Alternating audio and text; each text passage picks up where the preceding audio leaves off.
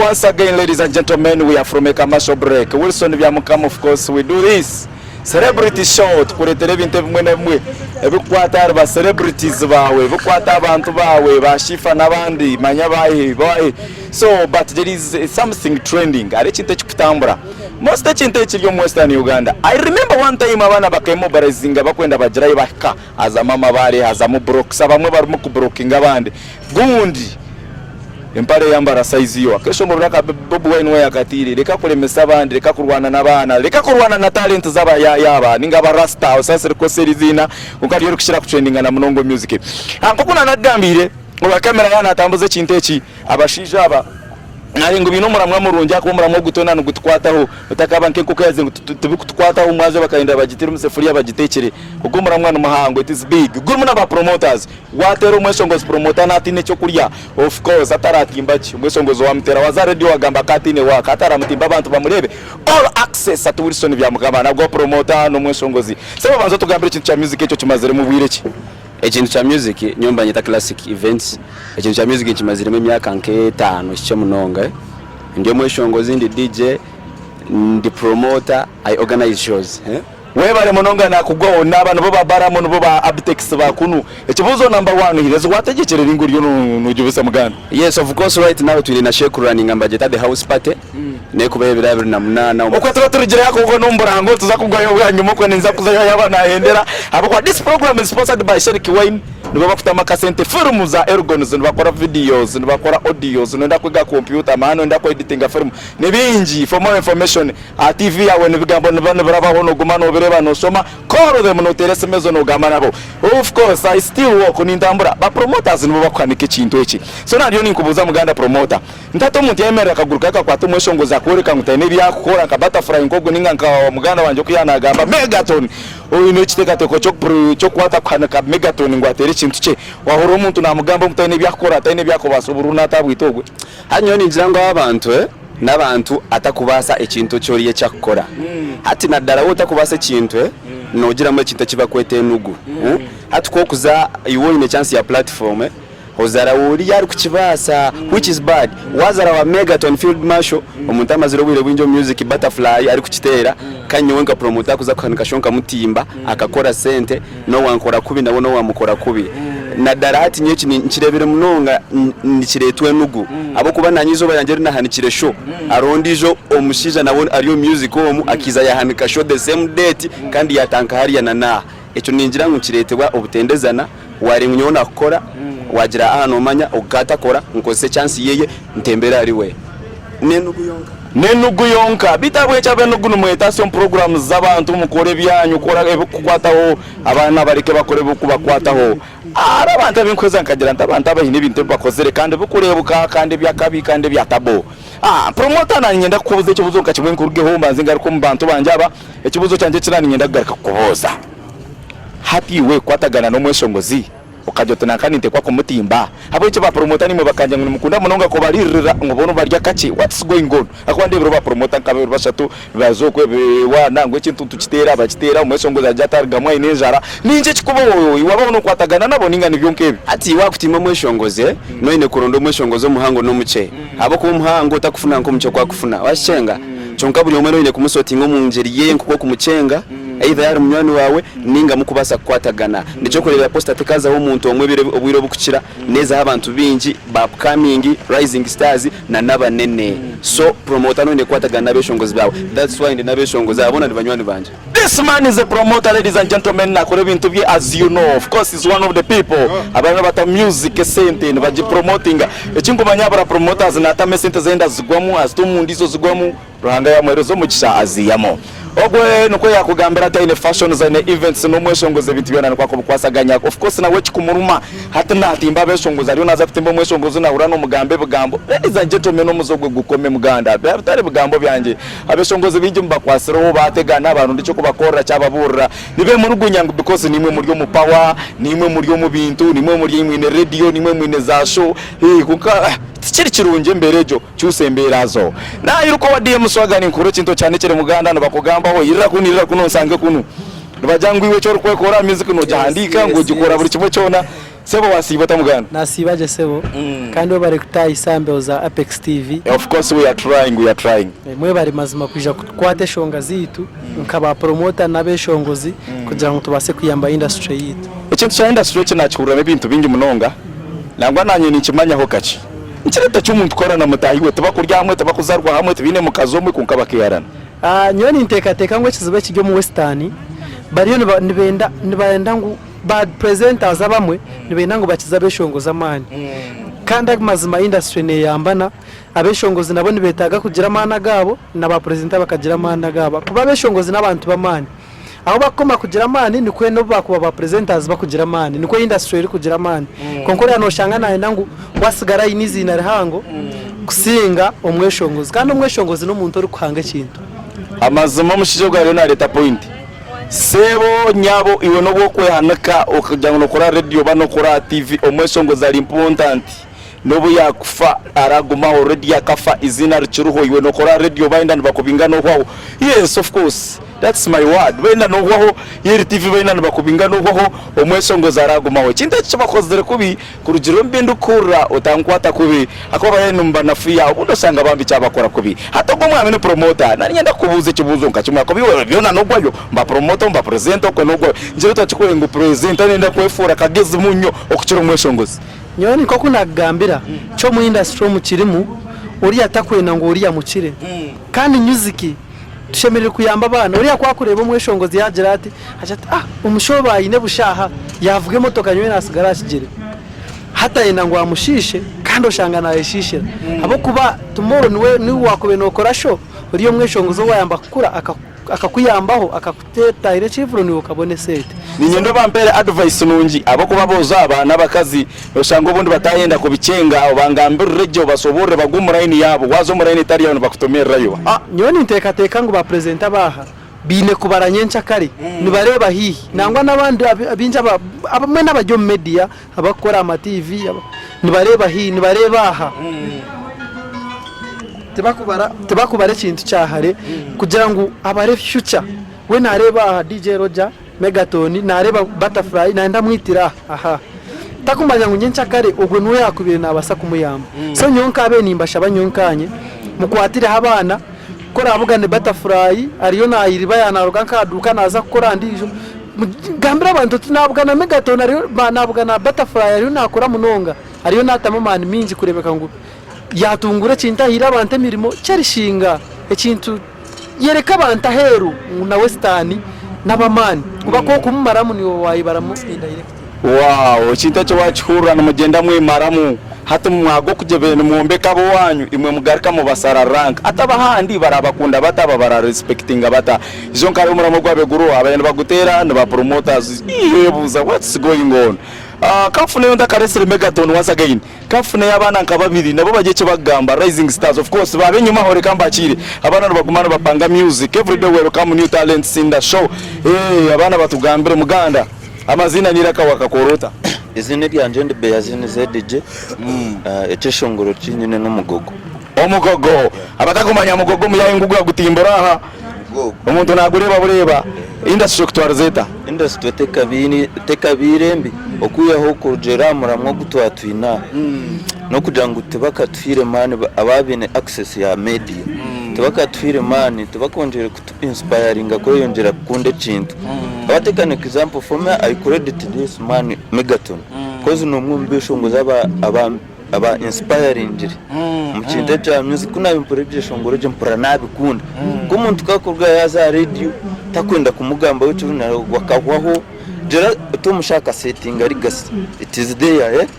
kugira ngo nanye nacurire mpure ninye gomba kwishongoro runyankore konka ko kuja no wana fik famaika no wana John Buraka timinizi nanye nani mpura ninkuba inspired aburiya ati nunda rogereke a music ya Western kaura ntakujukunda real umwami yahereza point is inspired reka tufune yo ndijo yagambe kintu kikuru buryo mwe nani wakumu inspiringa muganda wanje sebona kwakira bagamba umuziki amazina gano bakweto amazina idoni zentuha UCC nyowe yakinani ngambaho ngira ngo abantu abane bagize bukwenda kurira ikintu cyatambwira munonga kandi wetu bakumanya ngo ntushikaruga ahahituri hati yitwe ari 0 point nayo nicyo niho icyarugire rero kije kuza kuhangwa kuza kuba cyangwa icyo kiba gukunda kikabanza ku rugo muri gihe cy'isiturumu atangira ntu ni tubatu hamamana kajya ngo tutikatunde citu abana mu wetu bakunda tubahagire nzo ku rugo tukarurira ngururu urwa bari bakunda ndigi tubaso kushiteka reve yindi namwe music ya western tujibona mununga tukunda kutiye ebyesho rw'inyankore ibigambo rw'inyankore rutuguye nyine ntwenda ngo tu music yite rugeyo itebase kumanyo ati wawe wakunduriya uriyo wakure wakunzi bo wabere muhango ukabora kuyayonyowe akuwani nyowe utampagire ako nuriya taragira ngo ati nyowo nyowo muhagire nta ababo bitewe kumuhagera hati nyowe nda takuza kufuna uku abakuri takuza kufuna ko batuhagera ite tutabaneze kuhagera wow yeah ubona amagwego agubonire of course bigambe bingi mwizana mu buhurura kuba ko bitebya no kuba ko bigamba bino busasi bwabo mutuma and I really feel pity my gospel artist I know what they are through ebintu bingi ni imbere ba imwe mwenda kupresinga bakurga Kampala umusiza kamiliyoni abaterere cyeshongoro bari tumukwenda kubuhurura muzokwemeza kulenge bango keep in your lines mureke crossing beyond of course once again ni ngaruka reka mfune kigambo kimwe cyonka umusije gunanda kwenda mukotogere na nyenda izagamba hashoye yarangire of course akaranga kantuza karabyo bunanye ndase buranga karangu kawe dero megato unaje kigambo kimwe kiyagamba ndeba barasta banje kibakwendera naco we call it a show rangira abantu bawe kintu cyawo ko kine Yes man, classic events twine show budget house party ebirabe na munana byo kwezo ko mukasije nja Sandiago Motel show netandika saa 3 akasheshe mpaka shahe mwakasheshe Transnight ekironi hangwe okutambo ndare ne 13 VIP no mutwaro emezeri ya mitwaro 5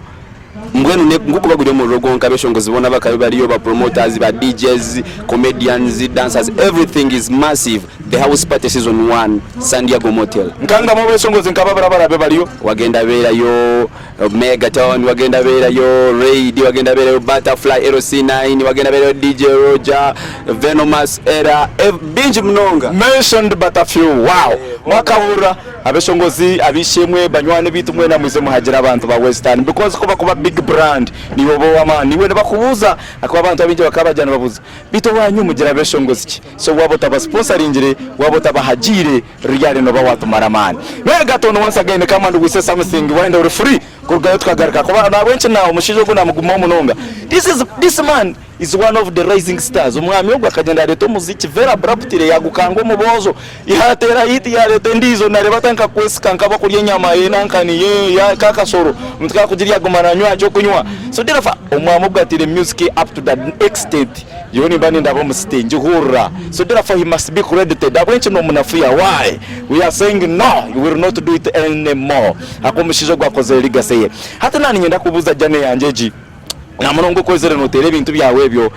abakwispiringire no bayi kugira ngo niwo jayi waka kona uraba yayibona bagira ngo bayispiringire so yono joto nanka muntu chiyo kujoto nanko gwampikiza ari yale nanye nabo muntu wakabi nyowe nkakora ndikuba inspired by Shaggy and Sean Paul na Chameleon. I like his music kuba elimo muramwa so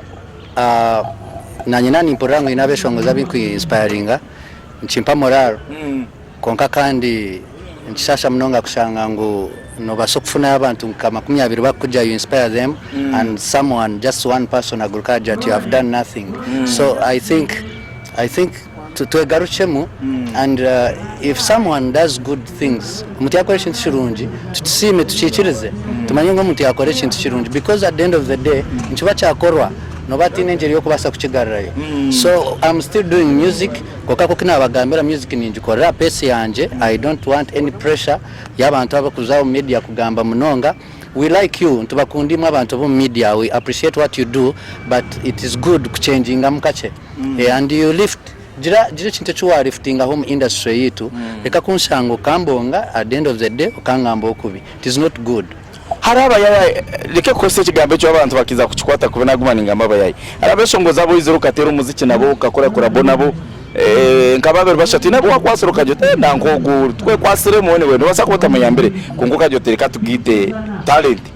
tujya twakisiya niyo bantu bonka bashatu babera bo be watire nabo kintecho n'abajantine ekishongo cha Uganda nyinemu Prince Exit hariho guy mbamweta Master J harimo Raid I work with my friends kandi nyowe abantu abindi mbamanya have done collabos tino mweshongoza yampchira akagira ati Megaton tukore cyeshongoro ni nkanga kandi most of the time abeshongoza aba mukureba mukagira ngo yakoze cyeshongo na Megaton obero bindi nyoni mbamushabire collabo and tikumushaba collabo ngo ayepanke ninga jire ngo wa man but I appreciate good work yes and at the end of the day nchiyamba music yetu abeshongozi let us collaborate tukore collabos because it's twenda music nungi kandi naba presenters industry erho kantina hekuza just appreciate the industry and lift it up. That's what we want. Okay, Megaton anisaba ngo sibura abantu turebo muramugo kutwaguhendera tuzakora ibindi sibura abantu of course nito tusime abako twabagwaho ikintu cyo tukiriftinga. Remember imwe kintu cyo kusanga YouTube, uza kusanga Facebook, WhatsApp no sharinga,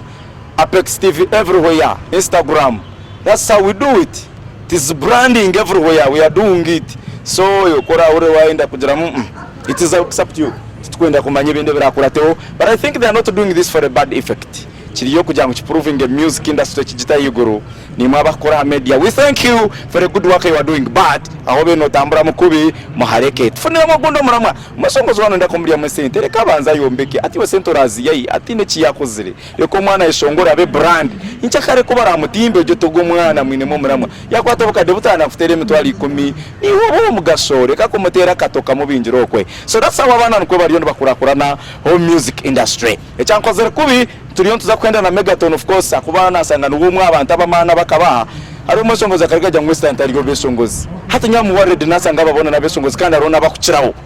tingo ndatume feedback ako bejo ne ko beri attack but nyoni nyenda kubuze kibuzo nka wafuna power airplay okafuna power ya sponsors kafuna power ya studio nkata baza kabayiru kwene bajengwa Megaton twakwebye songoro bitano video na audio izokorere busa turiko kutora kipushing no yereba hi umuri kampara ko tinkana nkogu atinkanyenga nyine chariwa nyeka John Braka ninga nkabana jotogwe nimbasa kumwenganga tumububi yabakuturiye of course omuntu yaje pinyenda kwingana nanka no babutari mububi wako kajotogwe bampereza cyo chona hands ground kabaho nanye nimba nanka no rebo hagata nyoni ndebera kimwe ngo ecyo cyabaho ntabaho kwinganingana kuba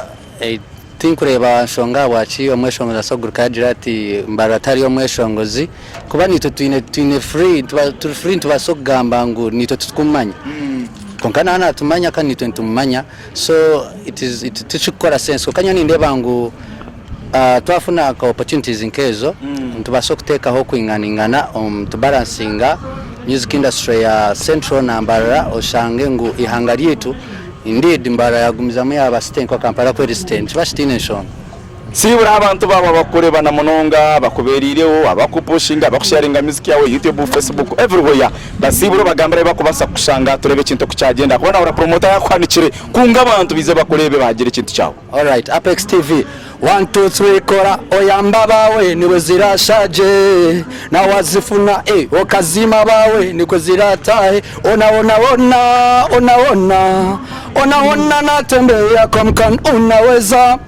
kaninde bano basa kan unaweza usichoka unaweza omweni byanga oshanga chikomando otashisha time pula otazara wa mutai wawe Apex TV Megaton representing Western region tuzakuba turiyo house party ya namnana San Diego Motel this match kungabo mu kisenyo mu kizungu hona bakunge mwije tusemere twena promoter Shifani Mreba Aristide we no kuboriyo ningo mu yapi nabasa kutayo no niza kubandi ya be representing we shall be there having fun kuyakasheshe paka kashesha kandi batafurahi zo manyisa abantu bakore no za kuboriyo ko tariyo naco kigambe nsibura abantu saza agenda out of time